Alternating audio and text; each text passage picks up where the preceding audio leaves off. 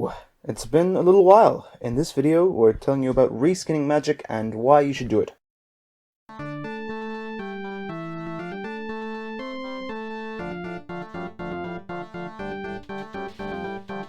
Let's face it, running a game of D&D, or any tabletop RPG really, where your players truly believe in the world you present for them, is tricky. Multi-million-dollar movie projects routinely make small mistakes that draw their viewers out of the experience. And you're doing a much harder job with much less help and much fewer resources. It gets easier the more you go along, and the more you listen to other members of the community.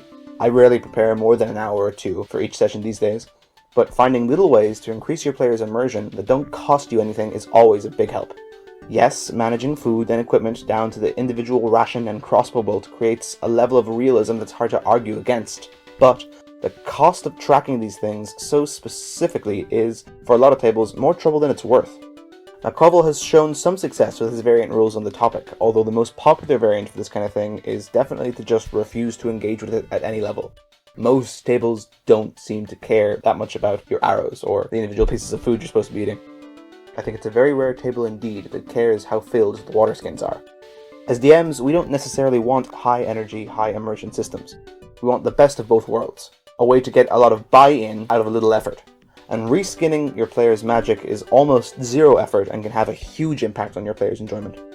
D&D is what we're most familiar with, and probably what you're most familiar with too, just stats-wise, so we'll stick to discussing the idea in terms of that system, but know that plenty of RPGs already have something like this baked in, and even RPGs that don't could benefit a lot from it. So, when you read a D&D spell, it'll give you things you need to know to understand how it works. What it does, how long it takes to cast, what level you have to be before you can cast it, if it does damage, the damage types, if it inflicts any conditions, what those are in particular. It's all pretty important, and changing any of it, whilst totally awesome if you know what you're doing, can invite disaster for the amateur. But what about the other stuff? Disintegrate is a glowing, sickly green line? Does it have to be that? Does a fireball have to just be a ball of fire? The flavor of the spell, the skin, what it looks like, how it feels, doesn't do anything crucial for you. It's not necessary, and you can change that as much as you like. Imagine a warlock to Akamets, the bat demon of the 6th sphere of hell. Maybe when that warlock casts Eldritch Blast, instead of a crackling energy streak, maybe it's just an ethereal bat they summon that swoops in for an attack. And when they cast the Hunger of Hadar, instead of a sphere of coldness and blackness with whispering and slurping, perhaps it's a huge bat swarm that sucks the heat out of any inside and spits acid on them from above. For this player, you haven't given them any advantage in the game, and it wasn't any extra effort really to track for you mechanically. The spells are the same. But every time they lean into their magic, their individual character concept comes out and rings true. They don't feel like a warlock who happens to be casting the Hunger of Hadar. They feel like a scion of Akamets who brings batty terror upon any who displeases them. Asking players what their magic looks like puts a huge amount of how they are perceived into their own hands. If your player doesn't care, then they don't care. They can just use the basic one that's in the rules. But if they have a unique idea, you help them play into that fantasy in a way the game couldn't deliver on if you just stuck with the stock flavor. But of course, it isn't zero cost, is it? What are the potential downsides of using this system? Well, with it, every caster's magic is expressed a little uniquely. That's really cool, but that might not be what you're going for. If you want a harder magic system feel, where everyone learns to cast Fireball the exact same way, then this system probably isn't for you. At my table, that's a trade-off that's totally worth it for the extra happiness and investment it gets out of players, but that's definitely a personal choice, and a subjective and stylistic one at that. Another issue is with identifying spells in general. Many DMs opt for allowing players to try and figure out what spell is being cast in the moment with arcana checks, and does that really make sense in the world? Is it really feasible if every spell is personalized and unique to every caster? At my table, I don't really see why not, but that answer, again, is different for everyone, and you might find this rule causing some problems at your game table. You might also run into players trying to game this system. If your player tries to create an aesthetic that makes all of their magic truly terrifying, witches' laughter and burning human skulls, they might want to get free advantage on intimidation checks or something similar. I've definitely had the kind of player who pushes every advantage as far as you'll let them, but I'd recommend you draw a hard line here. Giving additional mechanical advantage to players with specific theming opens up a whole can of worms.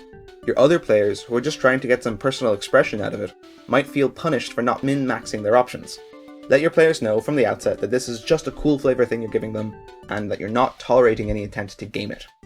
But yeah, that's the video, folks. We'll go through some more examples, but that's really it. With a couple of caveats, building better dungeons absolutely recommends reskinning your player's magic. The rest of the video is just a couple of fun specifics. My boyfriend's first character was an elvish wizard with an interest in pseudo-Celtic mythology, something of a historian. His heart had been captured by the Giant's Causeway, and so all of his magic was themed around hexagonal prisms. When he cast Shield, a sheet of hexagons would burst from the earth to protect him. When he cast Shocking Grasp, electrically charged hexagons would spurt out of his fingers to shock his foe. And when he cast Find Familiar, his cat Mao was a little more angular than your average cat. Recently, my players spent a lot of time with an NPC, Winfrey, goblin sorceress, protector of the town of Lucraine. Her master, Tace, who at least a quarter of you are going to get that reference, has been trying to tame her wild magic by getting her to practice herbology. She wasn't quite having it. She still casts Misty Step, but instead of disappearing into a cloud of smoke, she'd simply scatter into a swarm of dandelion seeds and reform at her desired location. She was still casting Fireball, but instead of flames, it was a pulsating mass of briery thorns wreathed in fire. She called it her Briar Ball. Again, no mechanical differences. My players saw her pushing herbology to the extremes of what she could get out of it, and understood more readily how she was pushing against the limits and restrictions her master was placing on her. In the one campaign I'm playing in, my DM is allowing us to reskin our magic, and mine is themed around the Rakdos, the Wild and Willful Entertainers Guild, where Murderous Clown is actually the uniform. My wizard, Mint, is a wild card, and that wouldn't be as evident if his magic was 100% traditional and by the book. But when his hold person involves him summoning a magical torture rack to strap his foes to, it comes across much more viscerally, and is a lot more fun for me. Lastly, just last week my players encountered Celera. Probably fewer of you get that reference. A follower of the Ceaseless Watcher, whose magic involves exposing things to the gaze of her god and or patron. Instead of just obscuring herself and her allies when she casts invisibility, she invokes the Ceaseless Watcher's power to deny sight of them to her enemies by affecting their eyes directly. Instead of just casting Hold Person, she calls upon the Ceaseless Watcher to gaze directly upon the enemy, causing them to seize up in the impotent terror of intense eldritch scrutiny. Adding the fact that she had two, not one, familiars, they were both her own eyes given magical sentience by her patron, my players won't be forgetting about her anytime soon. And when the 15 manticores that they met on the road in a random encounter killed her dead, they spent their only diamond resurrecting her, because they found her too damn interesting to let die. I'm not sure that would have been the case had she just been a normal cleric, casting normal spells and saying the word look and eye and watch a lot as she did. So yeah, I love flavoring magic. I'm always interested in any ideas that you guys might have, so if you've done something similar, or have any ideas for interesting flavors for your characters, let me know.